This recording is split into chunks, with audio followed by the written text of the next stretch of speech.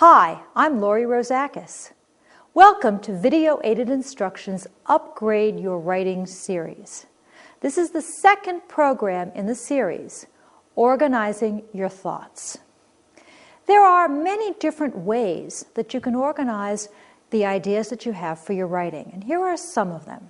You can do an outline, you can use cause and effect, divide and classify, compare and contrast, definition, process analysis, which is a how-to, and chronological order. You're going to select the method that suits your purpose and your audience, which we'll discuss later on in this program. But first, let's start with outlines. Outlines are a fabulous way of creating a skeleton of your paper.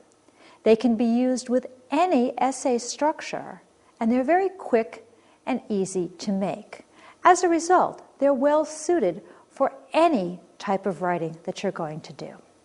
They have many advantages. They help you organize your ideas. They help you present your material in a very logical fashion. They help you show the relationship among the different ideas in your writing. They help you construct an ordered overview of your ideas. And they help you define boundaries and groups. As a result, they're one of the handiest ways that you can use as you start to write. But before you write any outline, you have to go back to what you learned in our previous program. First, determine the purpose of your paper. That's why you're writing. Are you explaining, persuading, telling a story, or describing? Because that determines the type of outline that you do. Second, determine the audience for your outline. The audience are the people who will read your paper. It might be your teachers, it might be an admissions committee, it might be your fellow students. It might be all of those people. Third, develop the thesis of your paper. Remember, the thesis is the main idea. So to recap briefly, before you plan and do your outline, you're going to determine your purpose, your audience, and your thesis. This is a basic outline form. Notice you start out with a Roman numeral. That's the capital I, or the capital V, or the capital X on your keyboard. Follow it by a period, and then write first main idea. Notice you've got your first main idea as Roman numeral 1, your second main idea as Roman numeral 2, and then you'd have your third main idea as Roman numeral 3, and so on. Most outlines for a paper that you've got about 45 minutes to an hour to write will have 3 to 4 main ideas. Then you have under your main ideas your reasons or examples. They are denoted by capital letters, capital A, capital B, capital C, and so on. Under your reasons, you have your details. Those have regular numbers, 1, 2, 3, and so on. And those are followed by little a and little b. As you can see, an outline helps you organize your ideas by deciding which ideas are most important and which ideas belong together. Now, as you can see from this, I'm using the classic outline format in this program, but you don't really have to stress about using your Roman numerals and your capital letters, your Arabic numerals, and your lowercase letters. You could do that, a very good outline, by just using a numbered or a bulleted list, as long as it has your subtopics. Just be consistent so that your outline makes sense. However, that being said, it's not a bad idea to learn how to do a classic outline format, because it works extremely well when you have large papers to write, especially research and term papers. Many teachers will require you to do a conventional outline with these large papers. So let's discuss the basics of outlining. An outline has a balanced structure that's based on the following 4 principles: parallelism, coordination, subordination, and division. Sounds a little complex, but it's really very, very easy and very, very logical. Parallelism simply means matching form. Think about matching your jacket to your pants. Think about railroad tracks that run parallel or one next to each other. When it comes to writing, you don't match tops and bottoms, you match words, phrases, and sentences. You know what single words are, those are just one word. Phrases are groups of words that do not have a subject and a verb. And sentences, you understand, are complete thoughts that have subjects and verbs. Here's an example of a single word outline entry. There's two here. The first one is on the process of metamorphosis. That's my main idea. My four smaller ideas are egg, caterpillar, pupa, and adult. Notice each of those is a single word, so they are parallel. At the bottom, I have two words, but they function as one word because they're a unit. 17th century poets, John Donne, George Herbert, Andrew Marvell, Ben Jonson, Robert Herrick, and Richard Lovelace. They're parallel because they're all in the exact same form. Use a single word outline when you don't have a lot of time to outline and you want to jot down ideas quickly. And by writing single words, you can get your ideas down fast. It's also a good idea to use a single word outline initially when you have an extremely complex topic. Because if you can reduce your complex topic to single words, that helps you understand where you're going to go with your topic. If you're having too many words on the page, sometimes you get a little bit lost in your ideas. You can always take those single words and expand them later into phrases or sentences. Now, phrase entries. This particular one has reasons for the Civil War, different economies in the North and South, settlement of new territories, the issue of states' rights, and conflict over slavery. Here, Reasons for the Civil War is my title, and the four entries are my four main ideas. I like this especially because the topic is large and complex, and by getting it to phrases, I can make sure that I understand what ideas I'm going to discuss. Then I have sentence entries. In this instance, I'm writing complete thoughts for each main idea. My title is Destruction of the Plains Indians. Main idea, settlers pushed west, fencing in areas in which the buffalo and the Plains Indians had once roamed freely. Second main idea, the railroads interfered with the buffalo and brought more settlers. Third main idea, the U.S. government made and broke treaties with the Indians, shattering trust. And the last main idea, the U.S. government resettled the Plains Indians on reservations.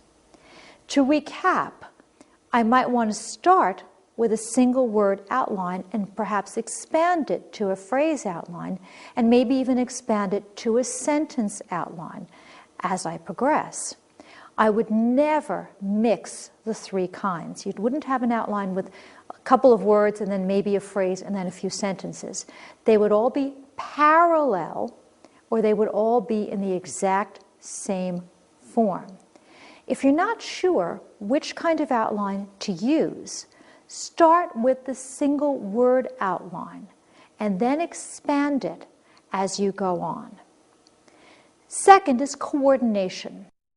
Coordination means terms of equal significance have comparable number or letter heads, so that main ideas are all denoted by Roman numerals, and then subheads are A's, ones, and so on. So you match your ideas and coordinate them. It helps you make your writing coherent and logical. So going back to one of our previous outlines, we had each stage in metamorphosis. They were all equal because they were coordinated. Subordination means that you are taking some ideas and making them less important than other ideas. Sub means under, as in submarine, underwater. So subordination is you putting some ideas under others. You arrange them from the most general to the least general, or the most general to the specific. The most general are the higher ranking items. The least general are the lowest ranking items. Our first example has faulty subordination. Main idea is types of energy. Well, what I would expect is 4 types of energy.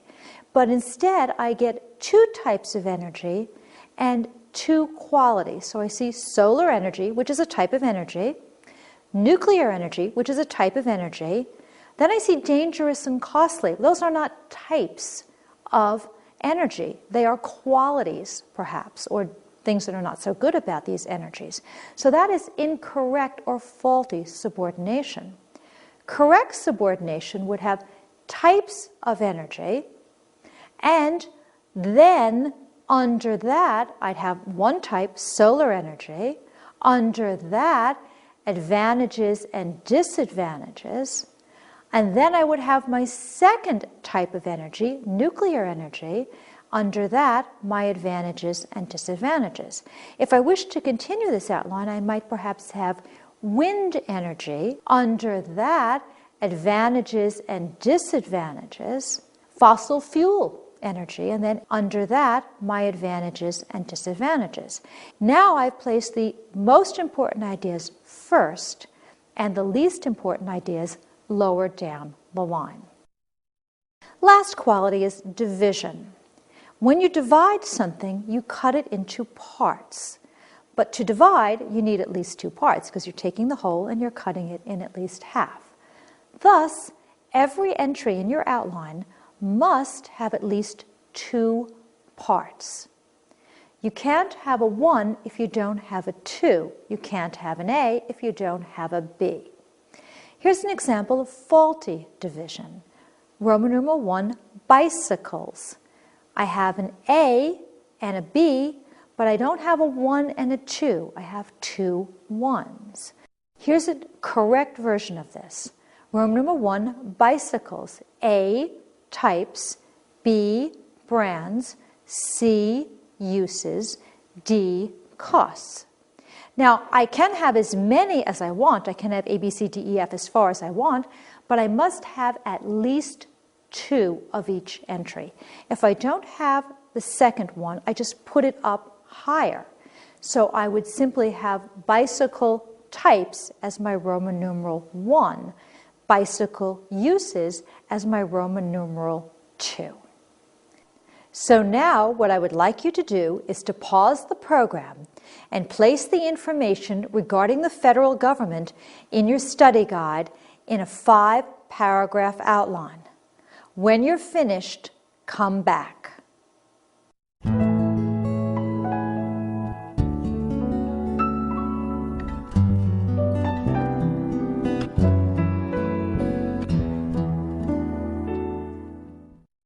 As it is written, the material has no method of organization. It's all over the place. So what you've got to do is first find the 3 main ideas. In this case, it's the 3 branches of the government: the executive, the legislative, and the judicial. Write these down as Roman numerals 2, 3, and 4. Because remember, that first Roman numeral is going to be your introduction, and the last Roman numeral is going to be your conclusion. So your 3 main ideas are Roman numeral 2, 3, and 4. After that, find the subtopics for each main heading, your executive, legislative, and judicial. Write down these subtopics as the A and the B under each Roman numeral. Then check your work to make sure that it's logical. Here's my finished outline. My title is the federal government because that's my method of organization. Roman numeral 1 is the introduction, as I mentioned earlier. Roman numeral 2 is the executive branch. Roman numeral 3 is the legislative branch, and Roman numeral 4 is the judicial branch. Roman numeral 5 is my conclusion. Now, I could have arranged 2, 3, and 4 any way that made logical sense to me. I chose to put the executive first, the legislative second, and the judicial third. Returning to the executive branch for the moment, I have my subtopics A and B. A is carries out our laws. B, it's headed by the president. So I started out with A, with the function, and then B, I put the person who runs that part of our government. I'm going to parallel this throughout my entire outline. So on Roman numeral 3, the legislative branch, I have A makes laws. Well, that parallels 2A, carries out our laws. And then B, you would expect that I would have the person or the people who do that function. And indeed I do. I have comprised of Congress, the Senate, and the House of Representatives. Those are the people who make our laws. Roman numeral 4 is the judicial branch. A is interprets the laws. Well, that parallels 2A, carries out the laws, and 3A makes the laws. B, I have headed by the Supreme Court. Again, parallels 2B, headed by the President, and 3B, comprised of Congress. So to summarize, what I've done is I've found my main ideas, then I've found the subtopics for each main idea. I've paralleled those subtopics within the main ideas so that the entire outline makes logical sense. This will make it much easier for me to write my essay and to stay focused on my topic. So now what I would like you to do is to pause the program and try this for yourself. Please make an outline for this topic. Should we have mandatory school uniforms in public schools? That means that all students would have to wear uniforms at all times on school grounds.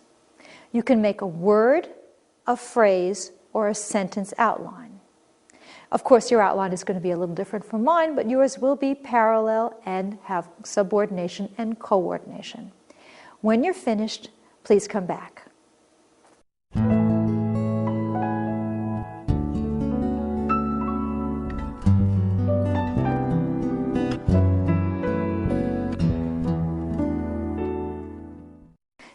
Here is my sample outline. I did a phrase outline for this particular topic.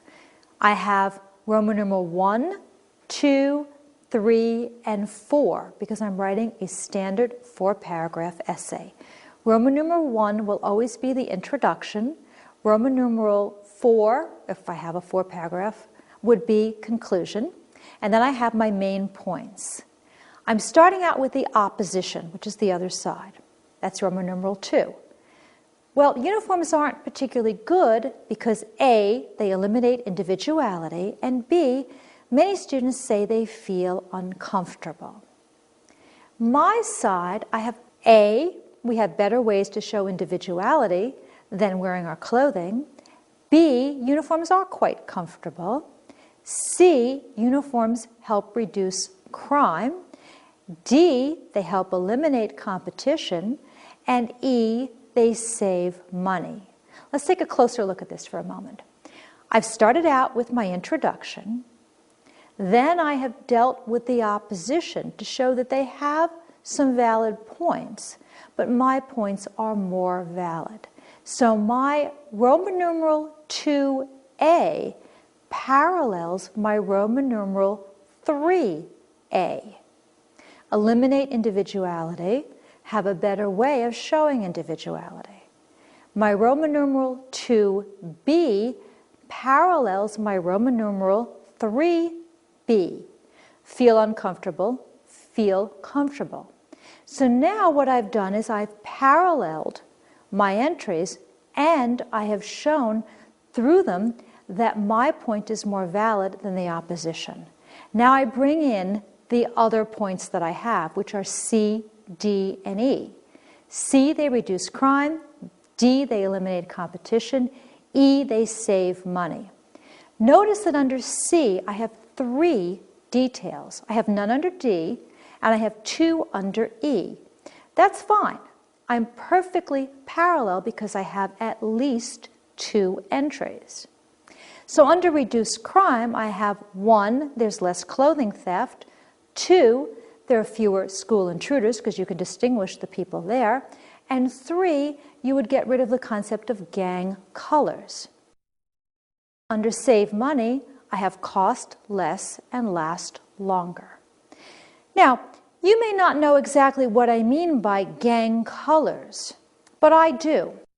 And that's okay, because remember, the outline at this stage of the writing process is for my use. And as long as I understand what I'm going to do with the outline, I'm fine with it. If your teacher asks you to make your outline more clear, you might want to expand it at this point into a sentence outline. And that way your teacher will understand exactly where you're going with this. So as you're making your sample outlines, decide if they're for your use only or if they're for an audience to read. And as you're writing, keep your audience in mind to determine how much detail you need to include in this outline. And since, as I said, this outline is only for my use, I've included the amount of detail that I need to express my ideas. But you may need more detail to satisfy your teacher and the requirement of the essay. Now, you can make an outline with virtually every single writing assignment you ever do in your whole life. And all your outline does, as we said, is it creates a skeleton for you to put your ideas on. And as you construct that outline, you want to decide what method of organization you wish to use. So I might decide to write a cause and effect essay that I would then express in an outline. When you do cause and effect, you show the causes, those are your reasons, and you show the effects, those are your results. Causes lead to effects. For example, if you listen in class, you take good notes, you read your textbook, and you study hard, your effects will be that you earn good grades, you're ready for your test, you learn a lot, and you achieve your goals. When should you use cause and effect? Cause and effect is used primarily when you write expository essays. Those are essays that explain. You learned about exposition in the previous program. You can also use cause and effect when you write persuasive essays. Those are essays that argue a point. You have to have a clear cause and effect relationship to use cause and effect, obviously. The relationship has to be valid. And usually you have to have multiple causes and effects. If there's only one cause and one effect, you're not going to have enough to write your essay on. There has to be several different causes and effects for you to be able to structure an essay. How do you structure cause and effect? Well, you've got several different ways to do it. First of all, you can have all of your causes and then all of your effects. So you would put all your causes in one part of your outline and all your effects in another part of your outline. Or you could do cause, effect, cause, effect, cause, effect, and so on. So each Roman numeral would be a cause and effect. Or you could have cause, then effect, effect, effect, effect, or effect, then cause, cause, cause, cause, depending on how many causes and effects that you have. So when you start to brainstorm, as you learned in a previous program, your ideas, think about how many causes and how many effects you have. If you have an equal number of causes and effects, go with cause, effect, cause, effect, cause, effect. If you have only one cause and multiple effects, go with cause, effect, effect, effect. If you have one effect and many causes, pick effect, cause, cause, cause. So for example, say you're writing a story about how your car or your bicycle or one of your vehicles got damaged in an accident. You have one cause, but then you have many different effects from that. And the effects might be you now have no means of transportation, which means you can't go to your after-school job, which means you can't earn money, which means you can't afford summer camp, and so on. So work out the number of causes and effects, and then pick the method of organization that best suits your material. Regardless of how you structure it, you're going to use transitions to link your ideas together. And we have special transitions just to show cause and effect. These are as a result, since, because, that's an easy one, so, consequently, so that, due to, therefore, if, then, thus, for, and this is how. When you're about to write a cause and effect essay, go back to this program. Review this page and especially these transitions because they help you show cause and effect and they help you straighten out your thinking to make sure that you really are linking cause and effect correctly. If you're not, you create what we call false causality. You attribute cause and effect where they do not exist. For example, you're walking down the street and you find a penny and you pick it up and the rest of the day everything goes your way. And so you work out a cause and effect. Everything went my way because I found the lucky penny. Probably not valid causality. Probably things went your way because you had planned them carefully, because other people helped you achieve your goals, because you had everything set up for success. So make sure that your causality is valid. And you can do that by putting the transitions in and checking if they really do make sense. Did this really lead to that? So now what I would like you to do is to pause the program and to try this yourself. Sort the causes and the effects. Use every topic on this list. Some of these causes can also be used as effects. So you can have them in the cause column and you can have them in the effect column as well. When you're done, come back.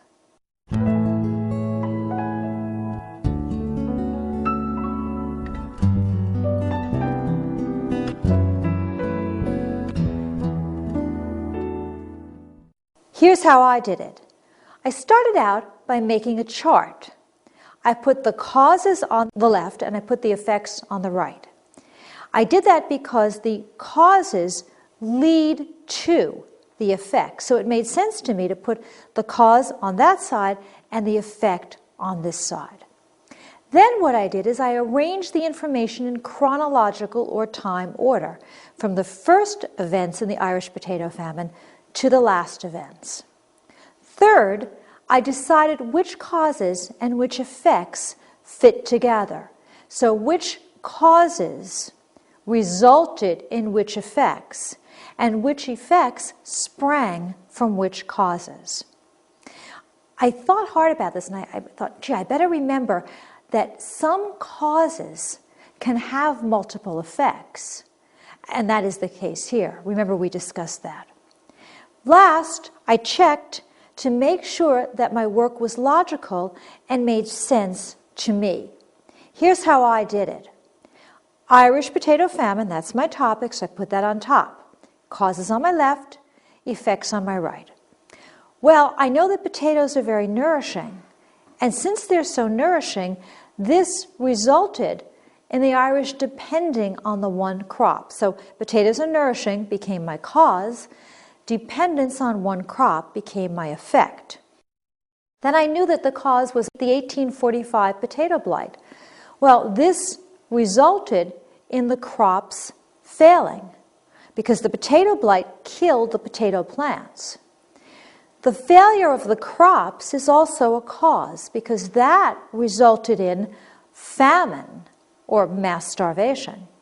I put famine back in my causes because famine had many, many effects. Famine resulted in homelessness because since people were starving, they could not work hard, they did not have the means, the energy, there was no way they could make a living. They were starving, many people died, at least 1 million. The people who were strong enough and who were perhaps lucky enough emigrated. They left Ireland, many of them came to America. So my effects under famine are homelessness, 1 million people dying, and 1 million people leaving Ireland. So I've sorted my causes and my effects. I've recognized that some effects can also be causes, and I've recognized that some causes have multiple effects. So now what I would like you to do is to pause the program and try it yourself. Outline an essay for this topic.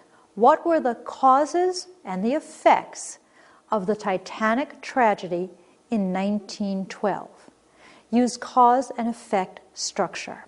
You might have to do a little bit of research to get the exact causes and the exact effects, and that's okay.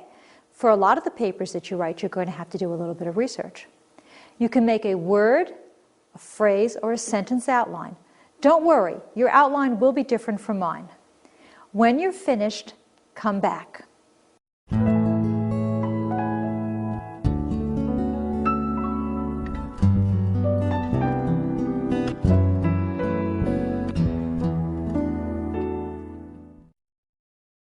I used a sentence outline here. Roman numeral 1 is Introduction to the Titanic Tragedy. Now, since this outline is for my use, I know that I would mention in Roman numeral 1 briefly that the Titanic hit an iceberg in the North Atlantic in 1912 and sunk. Then I would go into the causes and the effects. Roman numeral 2, causes. A, the Titanic had an insufficient number of lifeboats on board. B, some of the doors were locked between decks.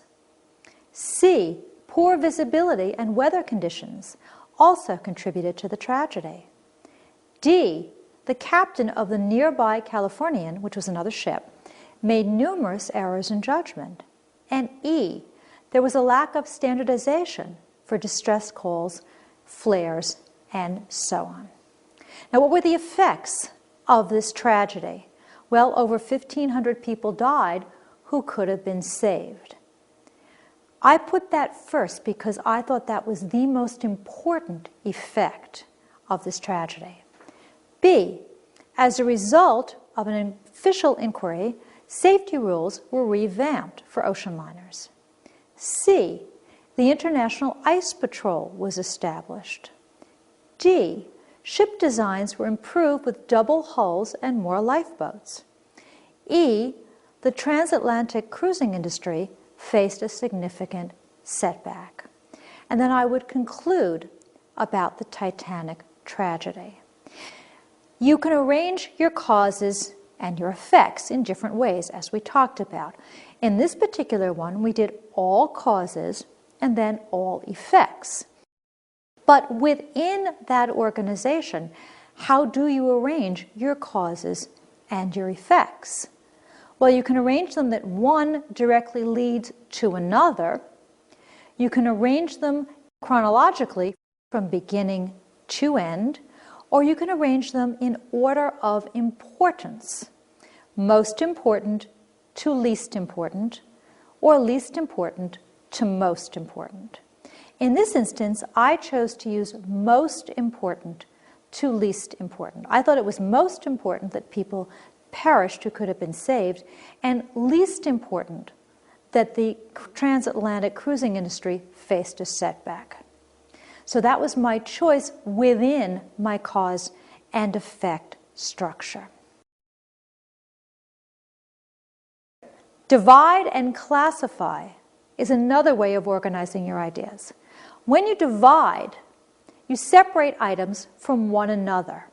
When you classify, you group topics into related categories.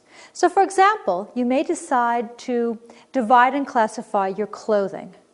When you divide it, you separate it. When you classify it, you put it into groups according to common features.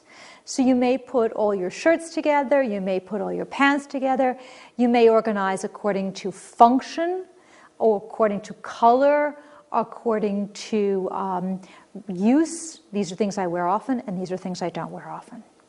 Divide and classify is a form of analysis because you're taking things apart and you're studying each separate part of them. Now, when should you use divide and classify? Divide and classify is very, very helpful and useful for descriptive essays. Those are essays that use the 5 senses. So, for example, you could divide and classify flowers if you were describing them, or vacation spots, because you are describing their different features.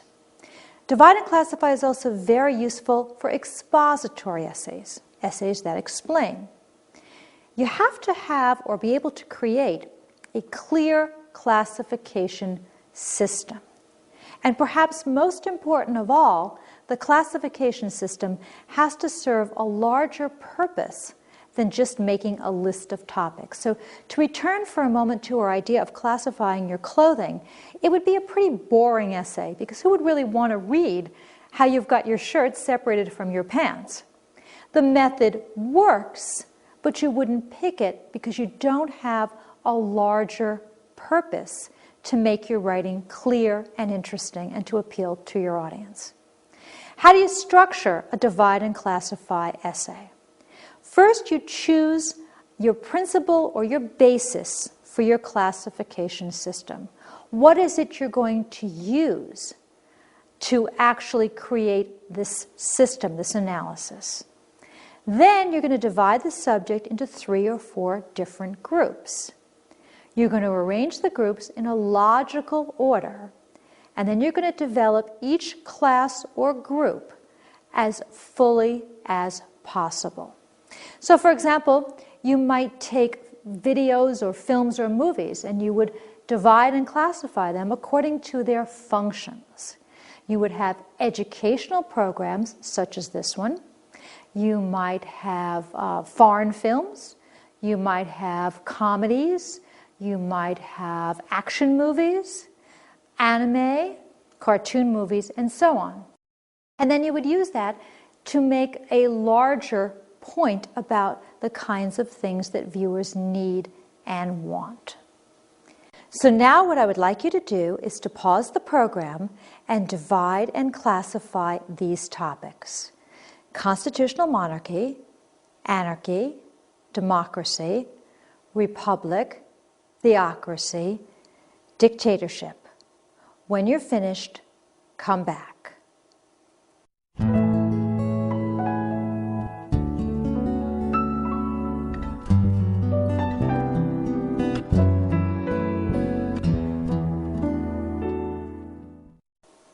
Well, first, you decide on a method of classification.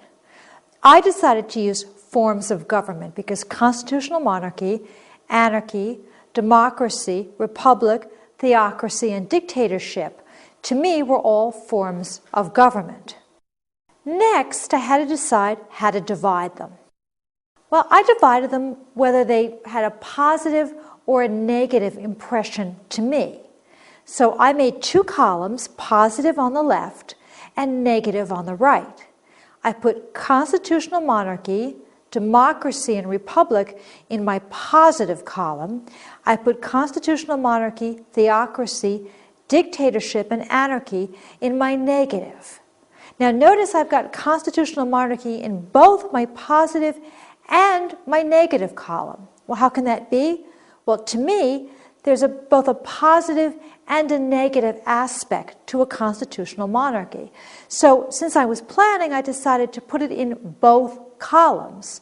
And later on, I could decide how I'm going to deal with it. But I could also have done it another way. I could have done it, let's say, the relative concentration of the power. two brand new columns. Left-hand column, I would have shared power. Right-hand column, I would have concentrated power. In my shared power, I have constitutional monarchy, democracy, republic, and anarchy. Because for those four forms of government, power is shared. Now, it's shared in different ways, but it is shared nonetheless. Under concentrated power, I have constitutional monarchy, theocracy, and dictatorship. Notice that again, I've got constitutional monarchy in both my columns. Because I'm trying to be more thoughtful, not all black and all white, or one way or the other way. I'm going for different shades of meaning to make my writing more thoughtful and more nuanced. So I've got this plan in place. And as I do a little research and I do a little bit more thinking about it, I might rearrange my columns. Maybe I wouldn't have constitutional monarchy quite the way I have it now. But at this stage, it makes it easier for me to balance my thinking about these different forms of government. I'd like you to try it now. Please pause the program and try it yourself. Outline an essay for this topic. What are some different types of students in your school? Use the divide and classify structure. You can make a word, a phrase, or a sentence outline. Of course, your outline will be different from mine. When you're finished, come back.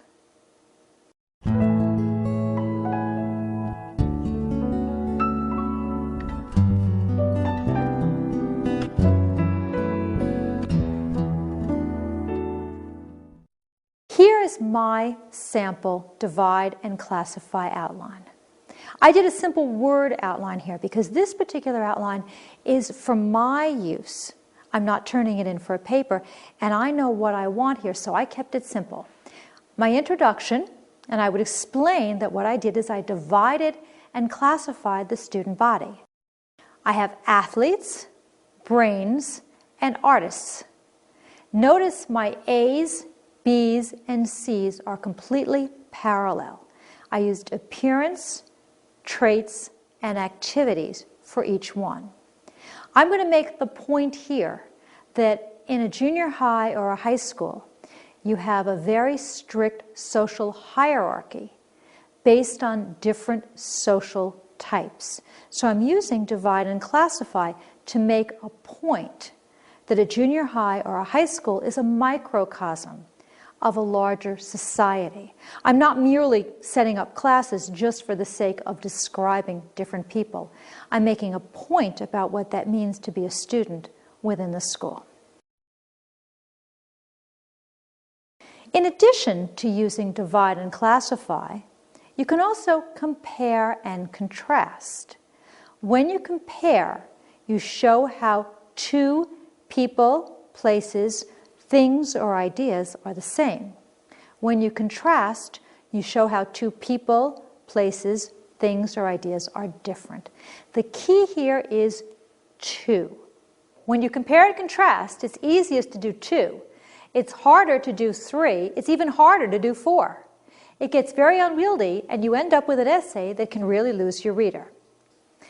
Compare and contrast is very well suited for expository, descriptive, or persuasive essays. It's one of the most useful forms of structure and organization. And as I said before, but I want to say it again, only when you have two things. The two topics have got to belong to the same class. Example, two people, two cars, two places. You don't want to compare things that have absolutely nothing in common or are so similar that they have so much in common and everybody understands it.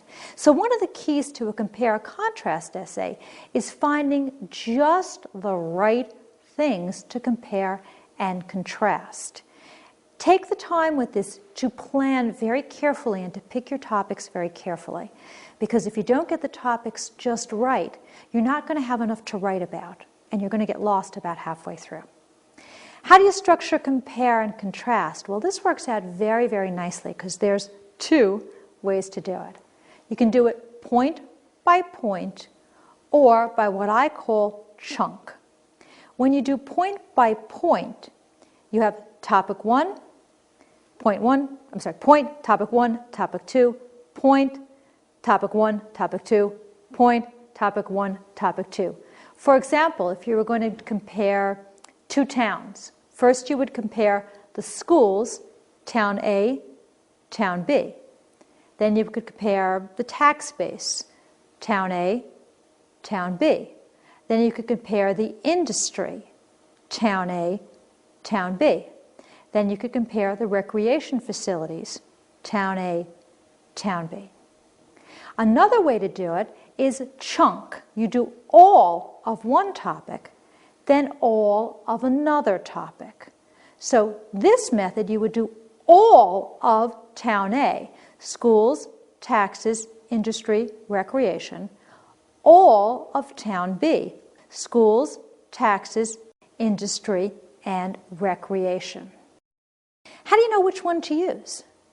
Well, very simple actually. Use point by point when you have the exact same number of points for each side.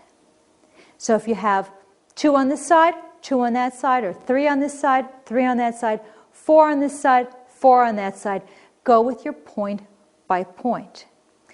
If you don't have an equal number, let's say you have 2 for here and 4 for there, use your chunk. This will happen all the time when you're doing a persuasive essay, because you don't want equal points necessarily in a persuasive essay. You want fewer points on their side and more points on your side, because if your number of points is equal, you're going to have a hard time proving your point. So you're going to want to find a topic where you've got perhaps 2 points on theirs and 4 on yours. Remember, look back for a second when we did our essay on school uniforms. We had 2 points on their side, 5 points on our side. That made the essay far more persuasive because they did have 2 valid points, but we had 5 valid points. Now, there will be persuasive essays where you will have equal numbers of points. You're just going to have a much harder time proving your point. So use point by point when they're equal, use chunk when they are unequal.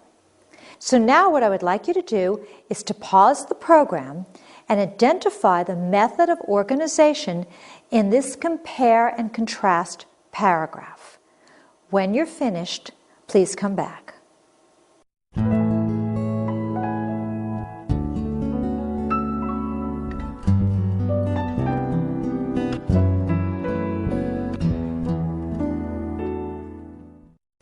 This paragraph is organized by the chunk structure. And you can tell that because topic 1, we have all the points, and topic 2, we have all the points. We learn all about protons first, and then all about electrons. Look back at that paragraph. It starts off, protons are positively charged particles within the nucleus of an atom. That sentence and the next sentence, the nucleus of an atom, always has at least 1 proton, and all atoms have the same element. For example, all silver atoms have the same number of protons. So the first 2 sentences of the paragraph are all on protons. The last 2 sentences are all on electrons. Electrons, on the other hand, that's my transition, are negatively charged particles that move around the nucleus. An atom may have 1 or more electrons, and this affects the overall charge of that particular atom. So I've got all protons, all electrons, so I've got the chunk method. What I'd like you to do now is to rewrite this paragraph as a point-by-point development. Decide which version you like better and why. Then come back.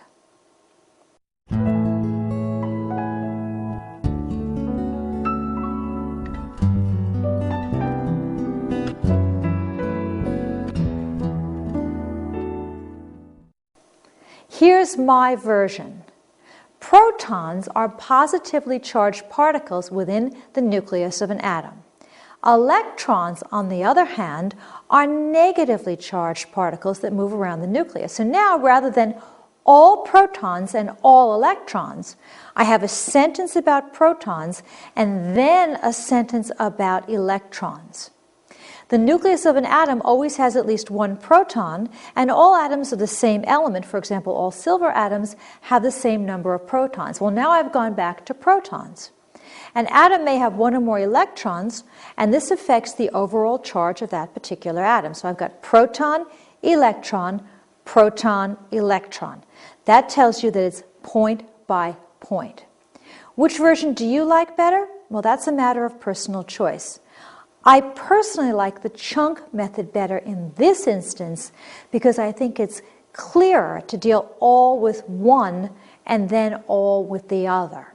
But you may have found the point-by-point method easier because of its alternating structure. What I'd like you to do now is to pause the program and try a compare-contrast outline. Use this topic for your outline.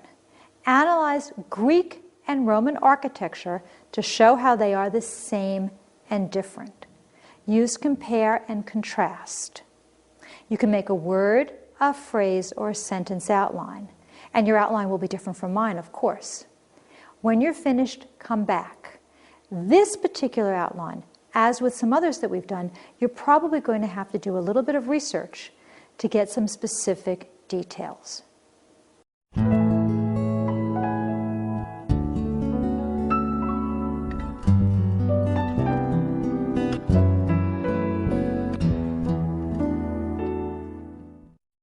I did a phrase outline for this particular topic, but I wasn't exactly sure if I wanted to do it point by point or chunk. So what I did is I developed it both ways.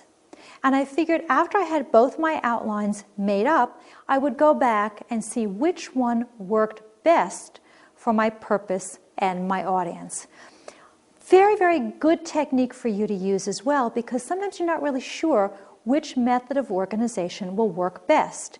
And when you see them both set out in front of you, you can then decide which one you like. So here's my point by point.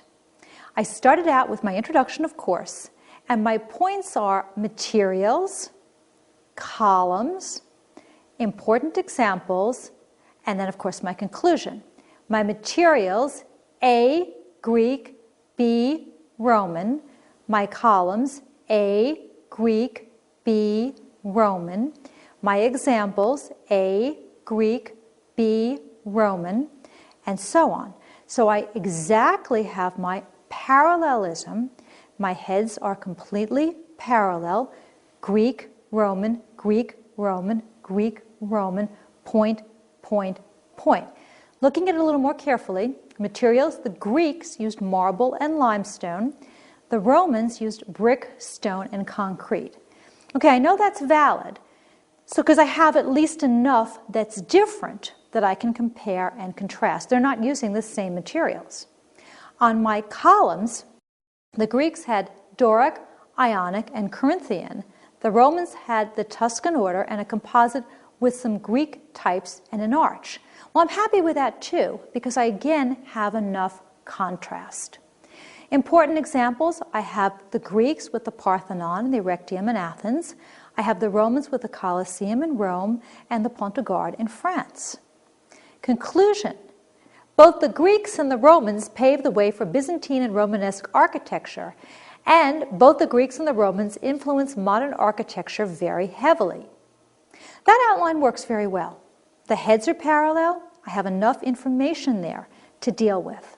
But just to be sure, I tried to chunk anyway. Introduction, and then Roman numeral 2 is all of Greek architecture.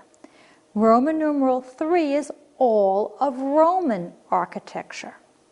And then I have under Greek architecture, A, materials, B, columns, C, important examples. Under Roman, A, materials, B, columns, C, important examples. Again, I am completely parallel.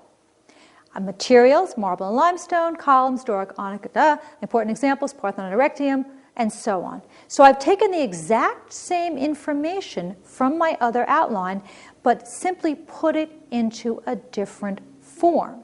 Materials on the Romans, brick, stone, concrete, columns, Tuscan order, composite, Greek types, arch, important examples, and so on. My conclusion is the same as well.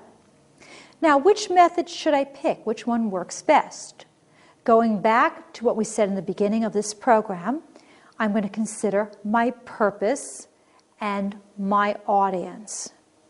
If I want to show the sharpest contrasts, I'll probably use the point by point, because that really underscored what I wanted to prove with their similarities and differences. If I wasn't as concerned with showing how similar and different, I would go with the chunk method. And again, you've got transitions that help you link your ideas and create unity and coherence, which you're going to learn about in a future program. To compare, use these transitions: like, likewise, similarly, in the same way, also, as, just as, and both. Contrast: instead, rather than, unlike, on the other hand, in contrast with, however, and but.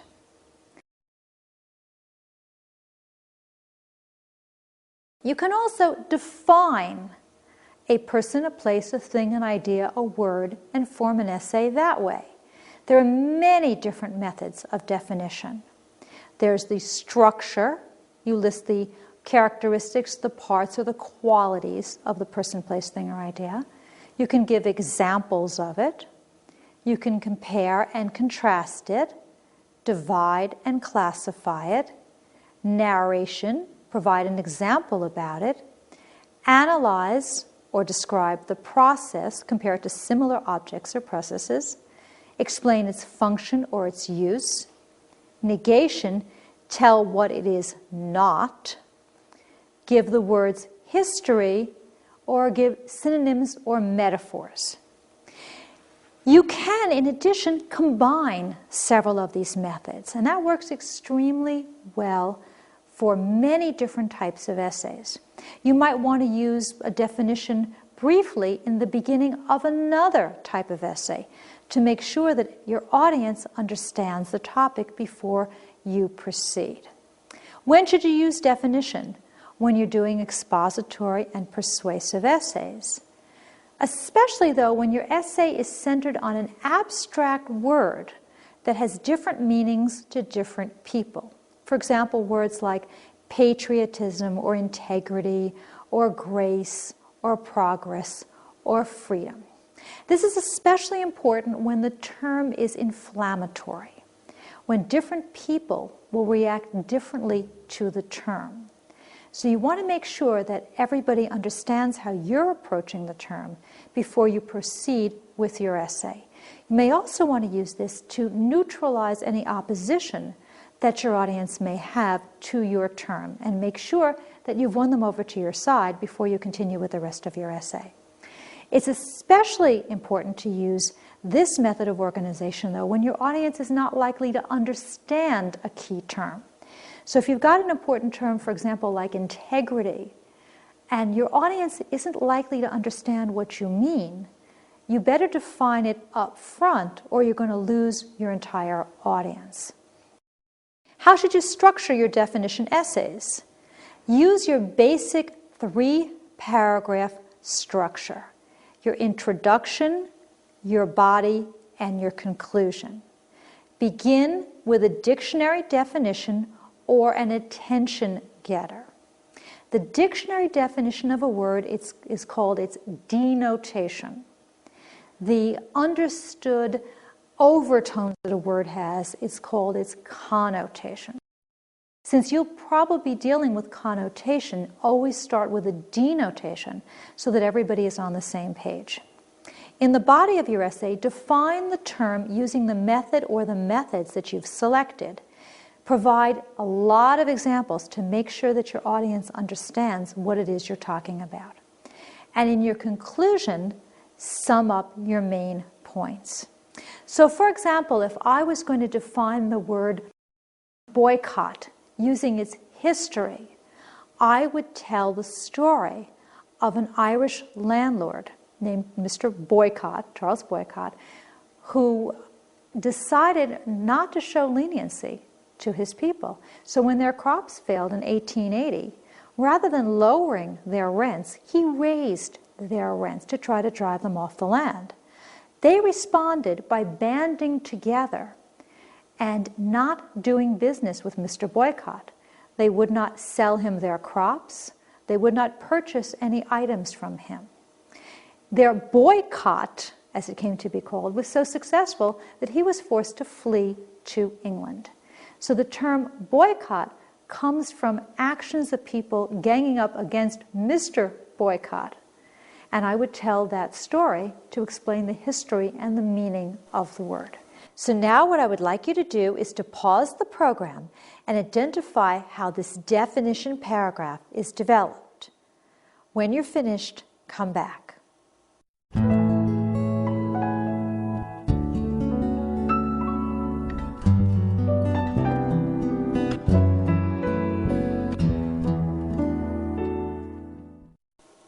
It is developed through the word's history. Looking back at the paragraph, the word comes from the medieval Italian words mal, which means bad, and area, which means air, describing the mist from the swamps around Rome. Since I have the word's history, its origin, I can tell that that is the primary method of development here.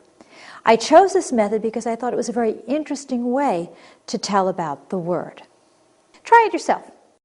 I'd like you to pause the program and make an outline on this topic. What is hope?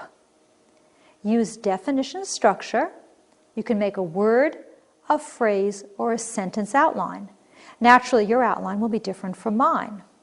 When you're finished, come back. So I'm starting out with an abstract term, hope, that means different things to different people. Your job is to define that term and make it concrete and specific for your audience.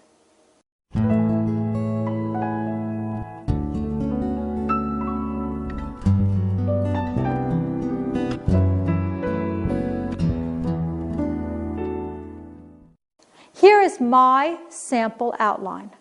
I have Roman numeral 1, 2, 3, 4, and 5. So I chose to go with a 5-paragraph structure, not a 3-paragraph structure, as I explained earlier, because I think hope is such an important and difficult topic to define that I'm going to need 2 more paragraphs to really make my point clear.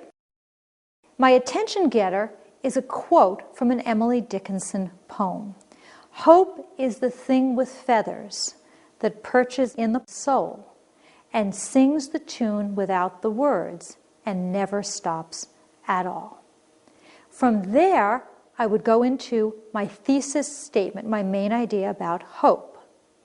And then I would give 3 good examples of hope. I probably would work in my dictionary definition in Roman numeral 1b to say this is what the dictionary says, but here's how I look at hope. And then I would have my 3 examples to prove my point. In addition to using definition, you can use process analysis. It's a difficult term, but it's actually quite simple. It just means how to. In these essays, you give directions how to do something. It may be how to do a process, like how to bake a cake, or how to operate a machine, such as a computer, or how something works. And as I said, these are called how-to essays. Remember that, and you'll understand exactly what it is. You can use process analysis most often with expository essays. When you want to explain how to do something, they're always used when you're giving directions. Process analysis essays are structured according to chronological or time order. You list the steps from first to last. You use time order transitions, words like first, second, third, fourth, so on. First, last, next, then, after, before, during, finally, earlier, meanwhile, now, in the morning, in the afternoon, in the evening, in the night, and immediately. You can also number the steps. That works extremely well because that makes the chronology very, very easy to follow. Now, how-to essays are not difficult if your process is linear, if it goes in a straight line from the beginning to the end. For example, how to change a tire. There's a process. You must do things in a very specific order. So you must first, of course, stop your car and get it to the side of the road so you're out of the traffic pattern. But what happens if your process is not linear, if your process is circular, that it just keeps going? For example, circulation of the blood. It never stops. Well, if you've got a circular process, what you do is you break into that process at a logical point. With blood circulation, the logical point is probably with the heart. So you might start at the right ventricle or the left ventricle, break in, follow the blood all the way across the body, and then end. So in effect, what you're doing is taking your circle and opening it and making it into a linear process. So you've got beginning to end. Always write these very, very carefully with a specific audience in mind, because process is very difficult unless you understand your audience. Make sure that you know what they're likely to think. So for example, if you're giving directions, somebody may not know north, south, east, or west. They may not navigate in that fashion. So you might want to say toward New York City, or away from the Golden Gate Bridge, or toward the mountains, or you will see the valley behind you, which is another way of saying north, south, east, and west, but not confusing your audience. Also, it may be necessary to warn your audience about hazards. So you might want to say, for example, don't take Route 73 because they're doing construction. Or you might want to say, do not operate your hairdryer near water. And if you have a hazard, you would put it in the very beginning of the essay so that your audience sees it right up front. What I'd like you to do now is pause the program and try a process outline. Please make an outline for this topic. Explain how to write an essay. Use process analysis structure. You can make a word, a phrase, or a sentence outline, and I expect your outline to be a little bit different from mine. When you're finished, come back.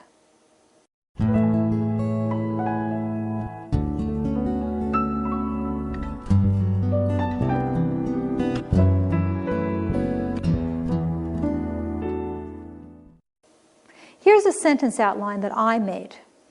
It's a 5-paragraph essay, and you know that because it's got 5 Roman numerals, 1, 2, 3, 4, 5. 1, my introduction. 2, step 1 is brainstorming. 3, step 2 is drafting. 4, step 3 is revising and editing. And then, of course, my conclusion, 5. Notice I used the numbers. I had step 1, step 2, step 3. It makes it easier for my audience to follow, and it's parallel. Under step 1, I have make a list or web, and under B, I have spend 3 to 5 minutes. Recall, I can't have an A without a B, so I have them in pairs. Step 2 is drafting. A is write the essay. B is spend about 20 minutes. On step 3, revising and editing.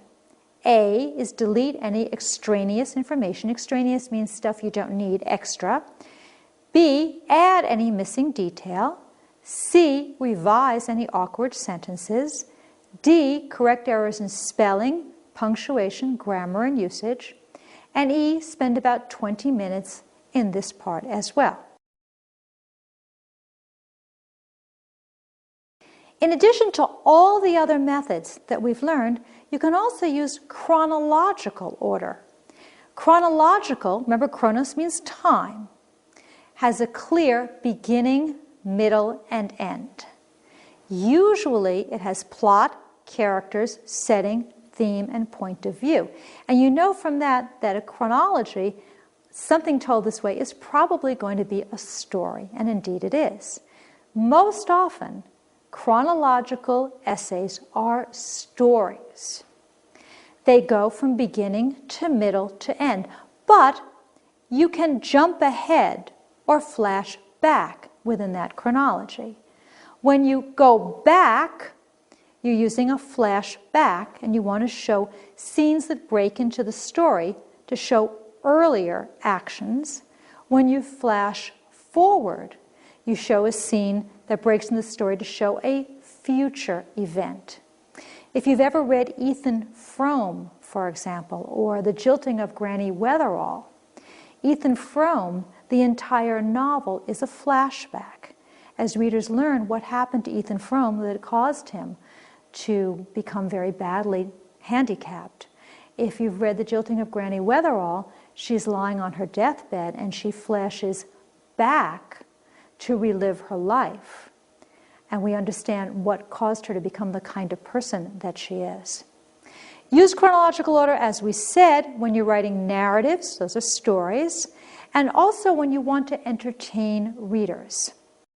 Chronology is extremely useful to add an anecdote, that's a small story, to a persuasive and expository essay. It makes a great example. Also, chronological order is very good to create interesting topic paragraphs to grab your reader's attention. You can also use them in process analysis essays. There are many cookbooks that have brief anecdotes in them, as the cook explains when he or she made the specific dish. How do you structure your chronological essay? You list the events from start to finish. You make a flow chart. We learned that in the first program, to check that your order is logical and clear.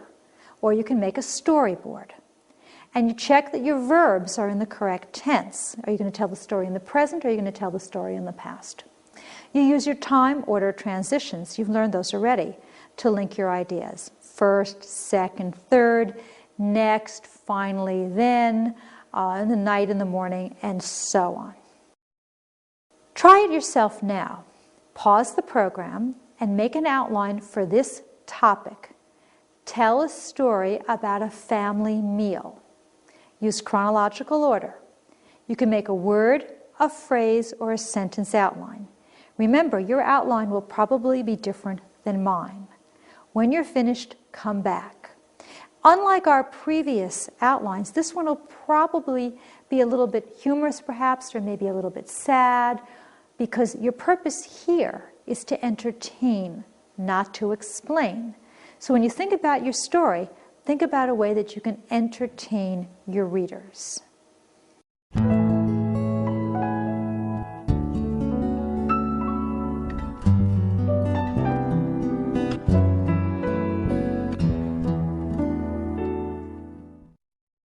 Here's my sample outline. Now, in my expository and persuasive outlines, what I normally do is I tell my audience what I'm going to say. Then I say it. Then I summarize what I've just said. That's not the case with chronology, because I don't want to give away my ending at the beginning.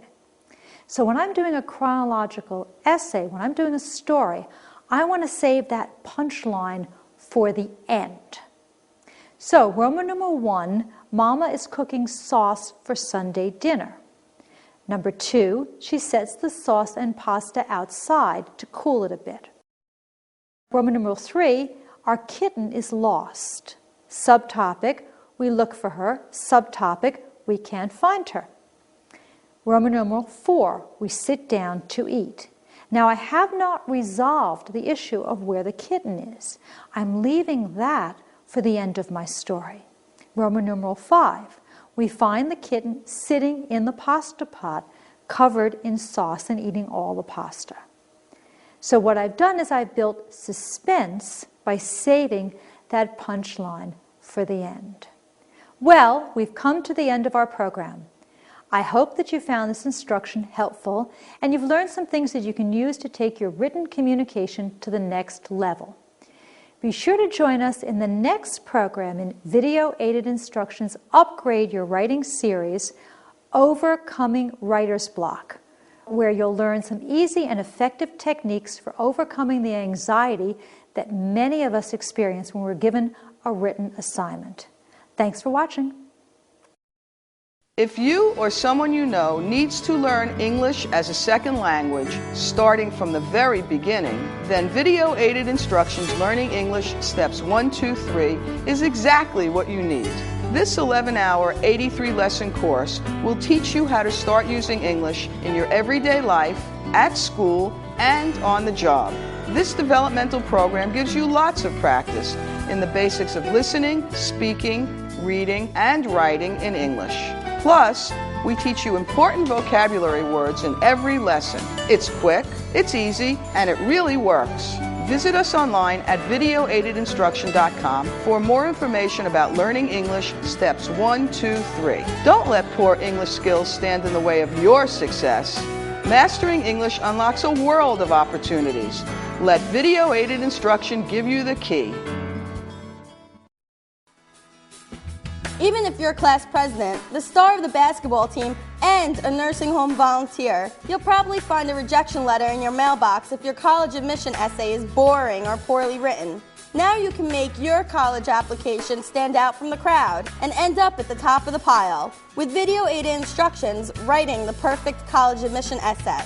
From advice on picking a topic to tips for sounding smart, this fun and easy-to-use program will teach you how to turn your admission essay into a showcase that really lets your personality shine through.